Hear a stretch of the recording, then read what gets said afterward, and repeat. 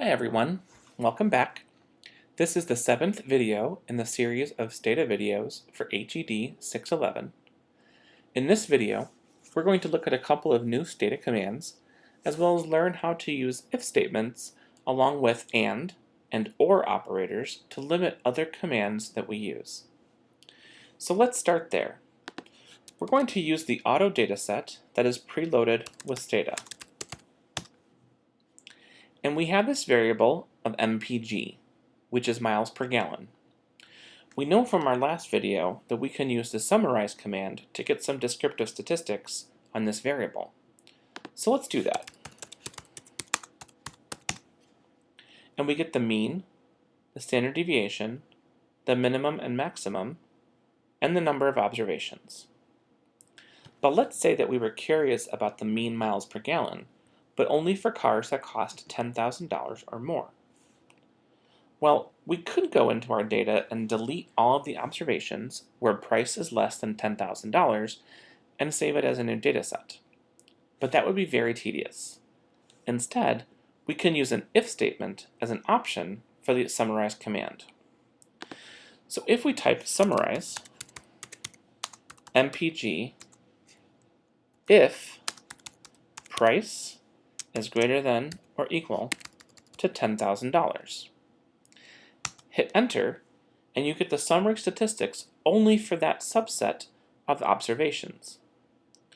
Note that in an if statement, greater than or equal to is the two symbols next to each other. Greater than would just be a single greater than symbol. The same is true for less than, or less than or equal to. In an if statement, and this is very important, equal to is a double equal sign. And not equal to is an exclamation point followed by an equal sign. Now let's add and or operators to our syntax. In Stata, and is symbolized by the ampersand, and or is symbolized by the vertical bar, located as the shift option of the / key on most keyboards. So let's say we wanted to summarize miles per gallon, but only for cars that were between $10,000 and $13,000. We'd type summarize mpg if price is greater than or equal to 10,000 and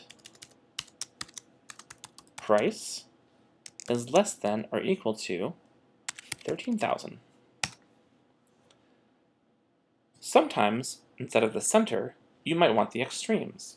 So maybe we want to summarize miles per gallon for cars less than $8,000 or more than $15,000.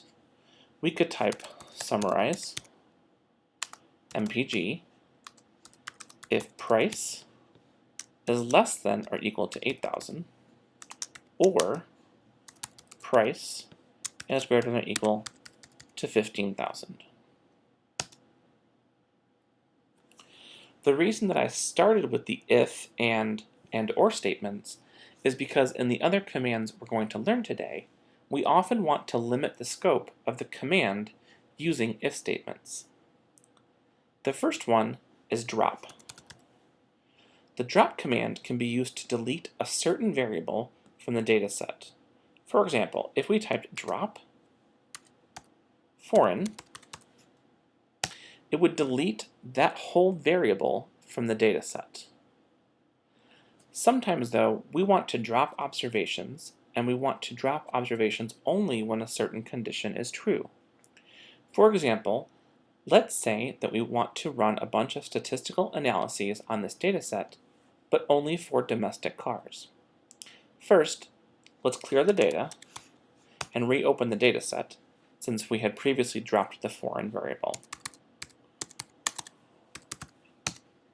Now, let's tabulate foreign. We can see the labels and how many of each there are. Now, let's learn a new option for tabulate, no label. Let's type tabulate foreign, comma, no label. What you see are the same data, except instead of the two labels of domestic and foreign, you can see the numerical values that are actually stored in the data set, 0 and 1. 0 is for domestic and 1 is for foreign. If we look in the data browser, we can see that as well. It says domestic, but 0 is what the value is. And when it says foreign, 1 is what is stored. So now we know that foreign vehicles have the value 1 for the foreign variable. If we want a data set with only domestic cars, we can type drop if foreign equals 1. Remember that equals in an if statement needs two equal signs.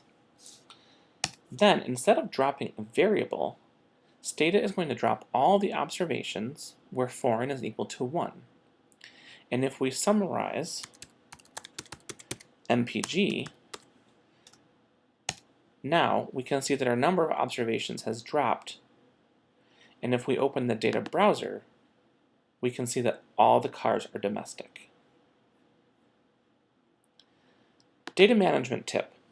When you are doing things like dropping variables or observations, you typically want to save it off as a new file so that you preserve your original data in case you need them. Now we're going to move on to two commands that are often used in tandem, generate and replace. The generate command allows you to create a new variable, and when you do, you can set its value for all observations to a certain value. Then you can use the replace function to change some of those values based on certain parameters. For example, we have this price variable, but it's a continuous variable. Let's say we want to be able to analyze the data based on whether or not a car's price is over $10,000. To do that, we'd need a dichotomous categorical variable. You might recall that we also call that a 0-1 variable. So if our variable name will be, say, price 10K plus, then we'd want to assign 0 for cars below 10,000 and 1 for cars at or above 10,000. I know that sounds complicated, but watch. Let's type generate price 10K plus equals 0. This creates a new variable, which you can see here, and assigns the value 0 for all observations. If we look in the data browser, we can see that. But we want this to be 1 if the price variable is 10,000 or more. So let's type replace price 10K plus equals 1 if price is greater than or equal to 10,000. This changes the value of our new variable to 1 if the price is 10,000 or more. We can see how many observations were changed, and if we look in the data browser, we can see that the values have changed. I think that's enough for now. See you in class.